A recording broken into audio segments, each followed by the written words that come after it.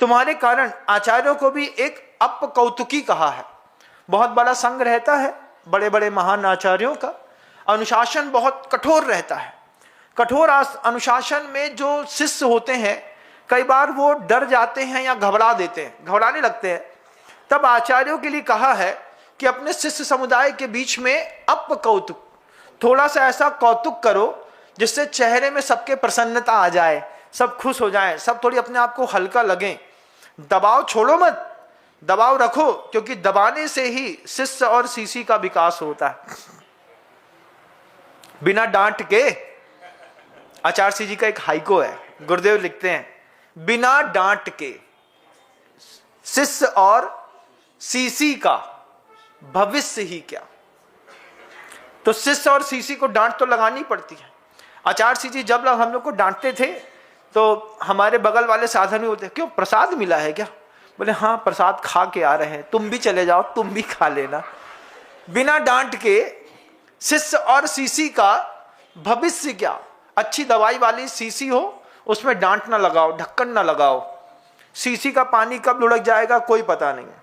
और शिष्य को भी डांट ना लगाओ, जैसे हम आपको तो डांटते नहीं है। क्यों? क्योंकि तुमने अभी तक तो बोले नहीं है कि महाराज जी आप हमें डांटो, लेकिन हमें तो पड़ती है ऊपर से।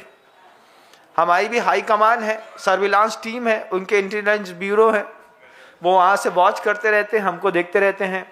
Control yourself, yes boss. तो बिना डांट के शिष्य और शिष्य का कोई भविष्य नहीं है। आप लोग घर के अंदर भी इतना ज्यादा टेरर वाला जो वातावरण बना के रखा है, उसको थोड़ा अपकौतुकी करो। थोड़ा बहुत हंसी मजाक कर लिया, जिससे पिता के मजाक को सुनकर के कभी लड़का हंस दे, तो भी ये सौभाग्य की बात है। सौभाग्य की बात है कि नहीं बताओ? पिछली बार अपने लड़के के साथ कब हंसे थे तुम? याद है? 75 साल की उम्र वालों से पूछ रहे, 75 साल वालों बताओ, तुम अपने 45 साल के लड़के के साथ बैठ करके कभी हंसे कि नहीं? बोले महाराज बड़ो मोड़ा तो हमारे बगल में बैठे हुए पसंद नहीं करे, इसलिए तो बोल रहे हैं घर कारागह बनिता बेड़ी परिजन जन रखवाले। ये स्थिति अपने परिवार की नहीं बनाओ। घर क्या लगता है? कारागृह लगता है। रात को 10 बजे जब ताला लग जाता है और सब घर के अंदर आ जाते हैं, तब दहशत का माहौल मच जाता है। अब पता नहीं किसका बम किसके ऊपर फूटेगा, कौन क्या कहेगा। तो भगवान माला फिरने लगते, जल तो जलाल तो आई बला को डाल तो, जल्दी से सब कोई सो जाओ, सोने में फायदा है। धीरे धीरे बबलू सो जाओ, तुम मनसुख तुम भी सो जाओ, हाँ तुम देव सुख तुम भी सो जाओ। एक एक करके सुला दो। जब सब सो जाते हैं तब बड़े को रिलैक्स मिलता है, चलो आज कोई दुर्घटना घट में नहीं घटी, नहीं तो बड़े लफड़े हैं संसार के। तुम लोगों की स्थिति बड़ी बड़ी विचित्र है।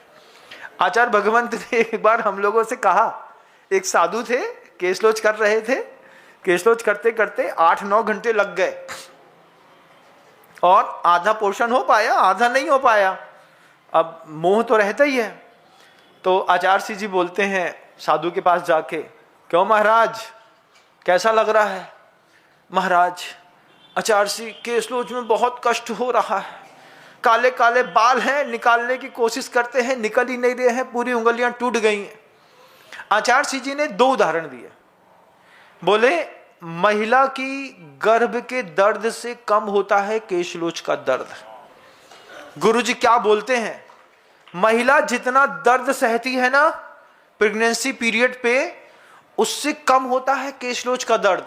और किसान खेत में जितनी मेहनत करता है ना, गर्मी में, मई की गर्मी में, जहां पर घर में बैठे बैठे पानी सूख जाता है, उस गर्मी में किसान खेत में जाकर के माथे में एक फेटा बांधता है और बैल लेकर के, ट्रैक्टर लेकर के, हल लेकर के पसीने से बिल्कुल चू जाता है।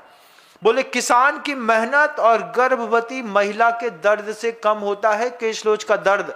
अभी भी दर्द हो रहा है? ऐसा पूछे गुरुजी ने।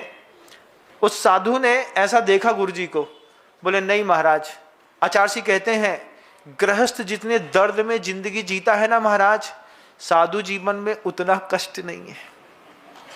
आचार्य जी कहते हैं